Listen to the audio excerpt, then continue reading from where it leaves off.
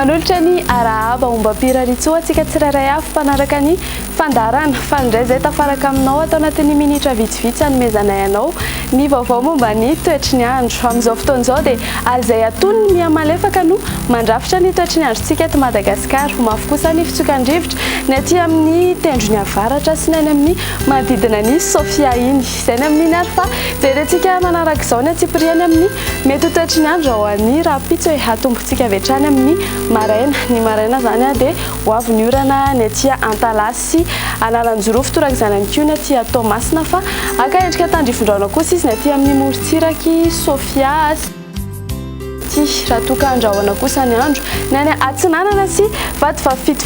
ary fandiby eo andrahoana sy ny masoandro ho an'ny faritra sisa raha ho an'ny ariva kosa indray dia ho avy ny orana ny aty Antalany Morotsiraka Analanjorofo sy Atsinanana raha toka andrahoana ny andro ny aty Alaotra Mangory sy ny Antitany Boeny ary azorana tandrifondraona kosa ny Morotsiraky Melakiny ary fandiby andrahoana sy ny masoandro ho an'ny faritra sisa ny maripana voavinavina ho ambany indrindra ho an'ny rapitso dia 20 degré Celsius hitantsika tia Vakinankaratra eo amin'ny 13 degré Celsius eo kosa ho antsika Tanalamanga ary ho anareo any Fianaratsoana dia eo amin'ny 12 degré Celsius eo ny maripana ambony indrindra kosa indray dia hitantsika tia amin'ny manodidina ny Antsohihy aty 13 degré Celsius raha ho an'ny faritry ny Avoatany moa dia eo amin'ny manodidina ny 12 degré Celsius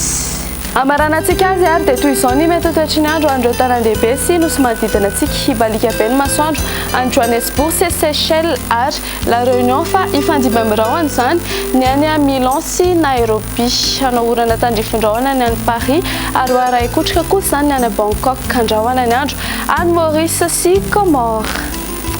dia izay ny mamarana ny fotoanantsika ankasitrahana fiainanao nanaraka ny fandaharana hatramin'ny farany ary mirary farany herinandro mahafinaritra ao antsika rehetra veloma tompoko